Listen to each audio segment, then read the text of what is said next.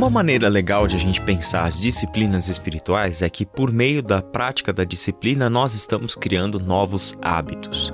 O que é um hábito? São aquelas coisas que nós já fazemos sem pensar no que estamos fazendo. Já fez parte da nossa rotina, já faz parte do nosso dia a dia. Para muitas pessoas, por exemplo, a prática de um esporte logo cedo, a leitura de um livro antes de dormir, o cochilo depois do almoço, todas essas coisas são hábitos, fazem parte do seu dia a dia. E quando a gente sabe que nós temos um hábito, é que quando a gente não consegue praticar aquilo que a gente está acostumado a praticar, a sensação é de que faltou alguma coisa. Nós temos que pensar que ao longo da nossa vida nós fomos desenvolvendo, fomos adquirindo alguns hábitos.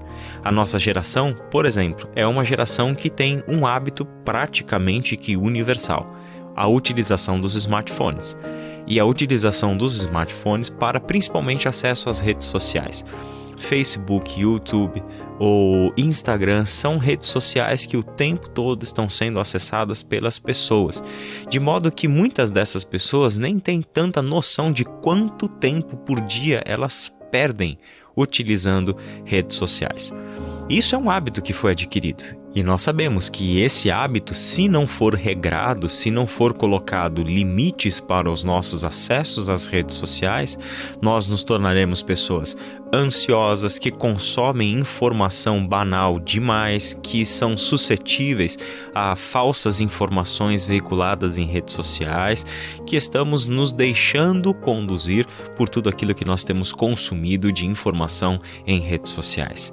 Além disso, outros prejuízos, a procrastinação. Quantas pessoas se tornam procrastinadoras e encontram nas redes sociais o principal meio de perder tempo, de atrasar os seus prazos e de não conseguir colocar a sua agenda em ordem, justamente porque perdem tempo demais em outras coisas que não são de fato essenciais para o seu trabalho e para o seu dia a dia. Isso significa que todos esses hábitos, e eu citei as redes sociais e o uso dos celulares apenas como um exemplo, existem tantos outros que a gente poderia listar. Todos esses hábitos que nós temos, na verdade, se você parar para pensar, eles é que estão dizendo que tipo de pessoa nós nos tornamos e que tipo de pessoa nós estamos nos tornando. A pergunta que nós, como cristãos, discípulos de Jesus Cristo, precisamos fazer é a seguinte: esses hábitos que eu adquiri ao longo da minha vida e esses hábitos que eu estou percebendo que estou adquirindo agora, eles estão me levando para mais perto do objetivo maior da vida do discípulo, que é ser como Cristo, ou eles estão impedindo que eu chegue lá? Essa pergunta exige de nós uma avaliação. Primeiro, eu preciso saber exatamente quais são os meus hábitos adquiridos. Eu preciso saber quais são os meus padrões de comportamento que eu adquiri ao longo da minha jornada, ao longo da minha vida. Isso vai revelar para mim uma lista de coisas que normalmente vai deixar você preocupado. Vai gerar para você algum desconforto quando você descobrir que você perde tanto tempo com coisas que te impedem de ser como Cristo, que te impedem de praticar as coisas que nós sabemos que de fato têm a ver com o plano de Deus para a nossa vida e que são realmente caminhos saudáveis, bíblicos, provenientes da tradição cristã que nos levam para mais perto desse propósito maior que é sermos como Cristo. Nós já falamos em programas anteriores que se tornar semelhante a Cristo não é algo que vai acontecer naturalmente. Na verdade, tudo na nossa vida e tudo no nosso contexto contribui para exatamente o oposto, irmos para cada vez mais longe do Cristo e não para mais próximo dele.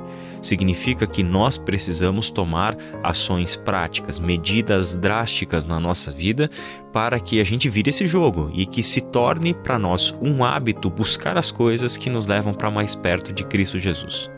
A tradição cristã tem chamado essa criação de novos hábitos de disciplinas espirituais.